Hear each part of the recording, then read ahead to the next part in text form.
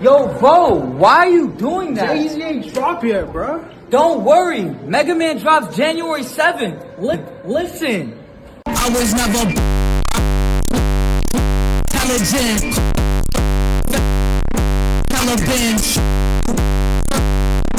Get a friend.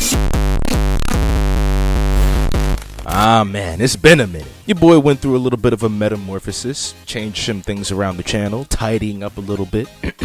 Last I was on the internet was before I took a month-long break, and in that time, so much shit has happened, and in such a short amount of time. Usually, January is statistically the worst month for gaming news, simply because nothing comes out. But this year, we actually have a lot to cover. Now, let me shoo out the newcomers. If you're here for internet drama, wrong channel. Yes, I've seen the Asmongold discourse on Twitter, but I'm not gonna really go into it except for what I believe to be factually true. Anyways, with that out of the way, check the description for timestamps, and let's get it.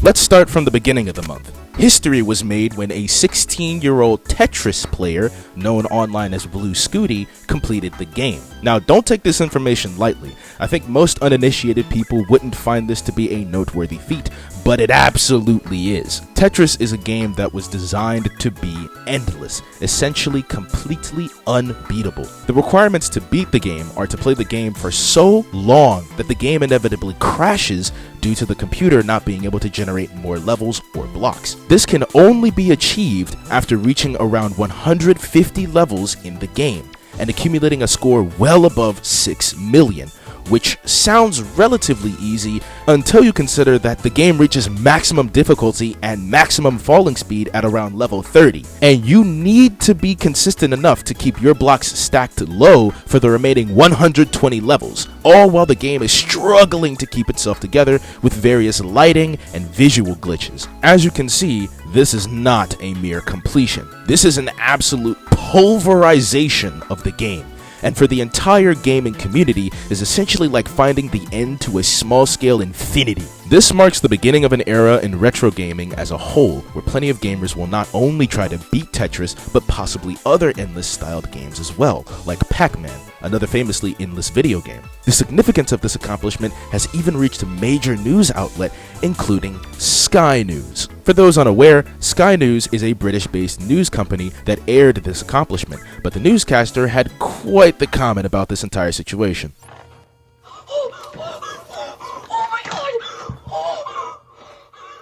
Well, 13-year-old American Willis Gibson has technically proven that wrong. He beat the original Nintendo version of the game by reaching such a high level that the coding froze. That left the program unable to generate any more falling blocks. As a mother, I would just say step away from the screen, go outside, get some fresh air. Beating Tetris is not a life goal. Speaking of fresh air, let's get a look at the weather. Yeah, not exactly the most excited comment. This didn't go over well at all on Twitter, and many thousands of people voiced their distaste in the comment made about the 16-year-old. I think to write this accomplishment off as not a life goal is very telling of the ignorance of this story.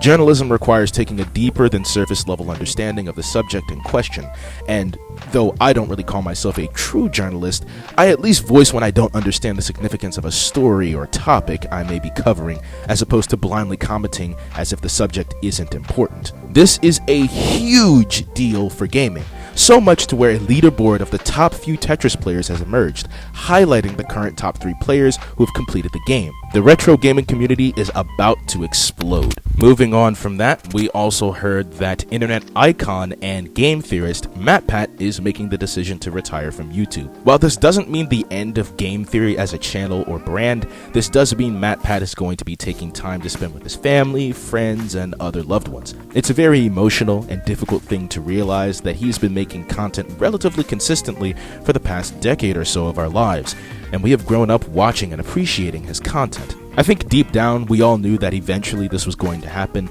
but not right now. In fact, MatPat isn't the only one. there have been lots of videos of other internet personalities either mentioning retirement or outright announcing their retirement altogether. A lot of them also having uploaded relatively consistently for the past decade plus. The 2020s might actually mark the end of an era for internet personalities. Realistically, most of these people have families now, which is almost scary to think about how much time has passed.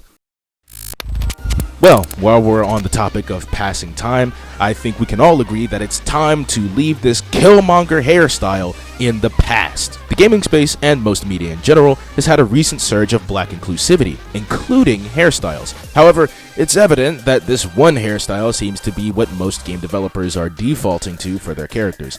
Ever since Killmonger graced us with his presence in Black Panther in theaters, movies and games alike have adopted this hairstyle as the standard. Even for characters that don't traditionally wear their hair in locks, like for example Miles Morales. In fact, one of the reasons people don't like his final suit at the end of Spider-Man 2 for the PS5 is because of this hairstyle, and it awkwardly peaks from the top of his head. The straw that broke the camel's back was when Eddie Gordo from Tekken 8 was revealed to the public, sporting almost the exact same style that we have seen time and time again. Eddie already established his style in previous games, and Tekken 7's design for the character was nearly perfect. Why gaming as a whole decided that this would become the default, I will never understand. On that note, Tekken 8 is finally here, completing the big three fighting games. Mortal Kombat and Street Fighter 6 have seen their releases and have taken the fighting world by storm. And now, Tekken 8 is here to really show everyone that it's time to play. And one thing Tekken will always have over the other fighters is the insane customizability. Like, seriously, we've already seen Drake and Goku in the game, represented through clever character customization. It's pretty evident that this game, so long as they keep updating it with more new content, will have a hopefully prosperous shelf life. Speaking of things that are prosperous, the Nintendo Switch has been going strong for over 7 years now and has continued to compete reasonably with 2 progressive generations of modern gaming hardware and software. The Switch's portability has been a huge contributing factor to its success over the competition, with both Xbox and PlayStation being confined to exclusive home console experiences. In that time, though, we've seen the emergence of the portable PC experience, with systems like the Steam Deck and its various iterations, and the ROG systems and their various iterations. These systems are capable of running PC-like experiences with Switch-like portability, a best of both worlds, only really missing HDMI docks for TV and monitor use, and Joy-Con technology, the ability to remove controllers and hand them off to a friend for quick and easy local multiplayer. And while some of these features still aren't present in either the Steam Deck or ROG, their success should not be understated. However, this puts Nintendo in a pinch.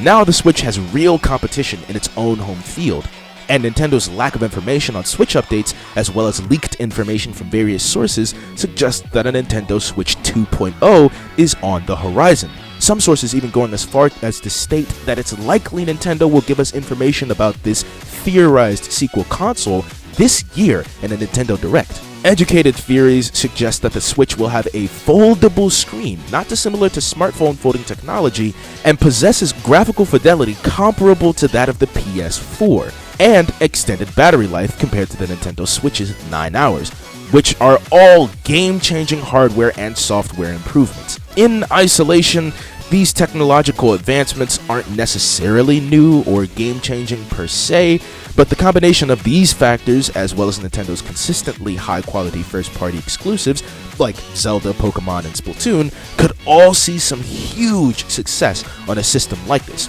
potentially combining aspects of Wii U or DS gameplay with much higher quality. But all of this is speculation, and it's still possible that none of it is true, and that we've just been misled and deceived by hype. But your eyes aren't deceiving you when you look at the striking similarities between recent indie success Palworld and Pokemon. Palworld, a video game developed by indie company Pocket Pair, has recently been the center of gaming controversy for allegedly plagiarizing designs from the infinitely more popular game series Pokemon. Now, the genre of monster collectors isn't new, and there are certainly cases of designs being reused, even within Pokemon itself, But it's important to point out the distinction between Pokemon and its other competitors like Digimon, Bakugan, Yokai Watch, and Yu-Gi-Oh! All have relatively similar concepts, but vastly different designs. Meanwhile, Palworld's character designs and gameplay loop are oddly similar. Yes, Palworld includes much different gameplay in the aspect of your character being able to use guns and other weapons, traversing the world in unique ways, challenging wild pals as you are with your weapons, and even sending pals to perform certain tasks while you do other things. But the PAL designs are so incredibly similar that entire lists have spawned with comparisons between the designs of the characters to Pokemon. Not only that, but your method of collecting these pals is with a ball that you throw and have to wait for 3 distinct shakes in order to confirm a capture. Yeah. Some concerned players have even gone to the extent to say that some of the designs were generated artificially using AI, and then modeled based on existing Pokemon designs, just scaled to be different sizes. Many of these methods of character creation are plausible and could certainly be grounds for a lawsuit, especially considering how much money Palworld has accumulated in the past week or so, and the fact that the Pokemon legal team are keeping an eye on the game to really see if they care enough about this to consider legal action. This isn't a one-off incident either. Pocket Pair apparently has a history of heavily referencing other Nintendo IPs, such as The Legend of Zelda, for other projects that didn't see nearly the same amount of success as Palworld, the most egregious being this video right here. At least something like Genshin Impact has differentiated itself from Zelda with its gameplay and gameplay loop, as well as distinct character design and lore. And there's no doubt that Palworld has its own distinct gameplay outside of the PAL designs and PAL collection, but the fact that we also see so many people willing to excuse and even defend these blatant instances of copying homework and making the answers a little bit different is telling of another issue entirely. Pokemon has gotten old. Okay, no, let me explain. Pokemon games have progressively gotten more and more barren and less interesting. The main distinctions between these past few games has been the designs of the Pokemon, which of course is warranted, but when we see barren worlds with next to no activity and gameplay loops that lack engagement from the player, we've collectively started moving away from Pokemon as a franchise. Game Freak, the developers of the gameplay of Pokemon, have simply lost their pizzazz, and this lack of flavor has distanced players from their recent games. Now that a competitor has entered the scene with fresh gameplay mechanics not found in any other Pokemon game, alongside what already worked with Pokemon for years, it's not difficult in the slightest to see why so many people decided to move away from Pokemon to Palworld. That, of course, doesn't excuse defending Palworld's blatant copying of key aspects of Pokemon, but I think we need to pressure Game Freak to start implementing more fresh aspects to gameplay for their next Pokemon installment. I personally think that Palworld should receive a character model update. It would differentiate the pals from Pokemon more than they already are, and could avoid a potentially long and drawn out lawsuit, as well as douse the internet's flaming arguments about this entire situation. This isn't about defending Nintendo or Pocket Pair. This is about upholding the integrity of the art and artists, which clearly some people seem to care more about than others. Yes, in response to people's complaints, content creator Asmongold came out twice and stated this. The evidence is doesn't that matter. Nobody really cares the lead about this. developer has been very positive about AI in the past. And made an AI game We're gonna play called this, by the way. AI Art Imposter that lets Yeah. an AI artist draw a picture. And so that was like one of the Yeah, games. we're gonna be playing and this week. Yes, just generally has been much more positive about some of the benefits of AI rather than what is the normal sentiment amongst artists and I guess general Twitter population, which is that AI is bad and it takes jobs from people. Well, AI and the sentiment from artists opinions don't matter. It just doesn't matter, because what matters is the opinion of the people that are buying the product. Like, it doesn't, like, your opinion on it, like, just because you do it doesn't, like, nobody cares. Technically, he isn't wrong about the point that the average consumer will not care as long as they enjoy the product, but it's also a factually incomplete argument that assumes every situation consists of consumers and producers. Yes, in a very basic level, these are roles that people assume, but the fact is that artist opinions do matter, especially in the process of development. An art team full of art directors have to make the assets for the game before the first advertisement is even created. And thus it is up to the opinions of the artists to make sure the art direction for the game is clean and consistent, even before they get paid from the game's revenue. There's also the logical fallacy that if the opinion of the artist truly didn't matter, this wouldn't have been such a turbulent topic in the first place. You wouldn't have needed to make this statement twice, as well as a 2-hour-long video addressing the subject, if it truly didn't matter. The bottom line is you can't make that statement, "nobody cares," because that isn't true. But what is true is that unfortunately not enough people care to make meaningful change immediately. But what should be changed is the industry of gaming and finances, because a lot of people have been heavily affected by the gaming industry in major waves of layoffs. We just got hit with enormous layoff waves from Riot, developers of League of Legends, and Microsoft, which included Activision Blizzard. Massive amounts of artists and game developers who have worked on games like League of Legends, Overwatch, and a bunch of other haymaker games have just essentially been kicked out, despite some of these companies making huge bank from their consumers. Overwatch being the primary example I can think of. This is a massive setback for artists and game devs alike. A lot of talent has just been let go at the drop of a hat, seemingly for no reason. For Riot, the company explained that they spread themselves too thin and took on way too many employees, and so this cutback would allow them to focus more on their games. As for Microsoft, the answer is a bit more nebulous, and I couldn't find any consistent answer aside from watching costs and anticipating the evolution of AI, which marks the second time AI has been potentially the cause of contention this past month.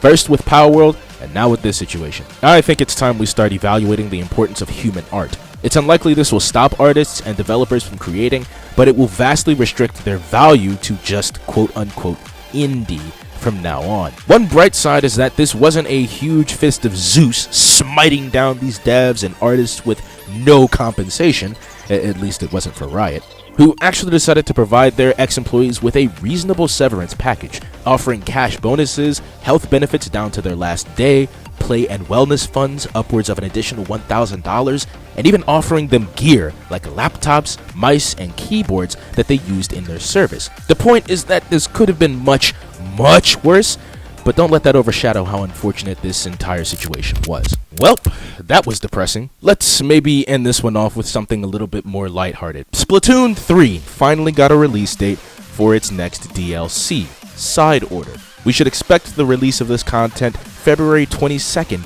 of this year, just before the end of the winter season for Splatoon 3. We still only have an abstract understanding of what this DLC will entail, so with that in mind, let's hold out hope that whatever Nintendo is cooking will be worth the money. We did get to see a trailer that showcased off the roguelike gameplay and the leveling up system. Otherwise, we still are in the dark about exactly what the story is going to include. Additionally, we recently got some huge news about next season. We're getting some new weapon kits, as well as a brand new Splatbrella and dualies. We also got to see a new stage set on an airport with the returning mechanic of the anchovy fan-based platforms. Finally, we saw a huge new mode exclusive to Splatfests, where you apparently collect these balloons, and they look like they can paint areas and like miniature sprinklers or something. Really, this new stuff is extremely exciting, and all of this comes the 1st of March. Also, Overwatch 2 just entered its next season, which features a competitive rework, a whole new battle pass, a boatload of new skins, a new limited time mode, and emerald weapon skins. Overwatch team also announced some patch notes that aim to give DPS and support categories noticeable changes, most notably DPS heroes receiving a healing passive, and all projectiles and bullet sizes seem to have increased. Very interesting updates here. How? Genetic innovation at its finest. How? But exciting all the same. To end things off, on the last day of the month, PlayStation graced us with a state of play, which showed off a lot of games I personally have no interest in, and hey, wait a minute. Oh shit. Well, we're getting an updated version of Sonic Generations, releasing on everything, but this time with a section dedicated to Shadow the Hedgehog. Now, if you're like me and wondering why the hell Shadow is playable here, it's likely because it's a celebration for Shadow's 20th anniversary. Instead of making a whole new game, I suppose they decided to throw him in this game that's taken forever to come to modern consoles. Well, hey, so long as the gameplay feels the same and they don't butcher how Shadow feels to control or how the levels were designed for Generations, I think this is something we should all look forward to. Based on the new information coming out about this game, I'm definitely excited. Well, that was certainly a lot of information. I never in a million years expected this much stuff to happen while I was on break, especially in the month of January. Well, that just goes to show that it's never really a dull moment in the gaming community, especially if you just scroll on Twitter. Anyways, with that negativity hopefully behind us at this point, I appreciate y'all for stopping by. I've been working on some videos that were supposed to come out quite a while ago, so in the next few months you should expect to see some things that were expected to go up last year. Anyways, that said, I'm gone.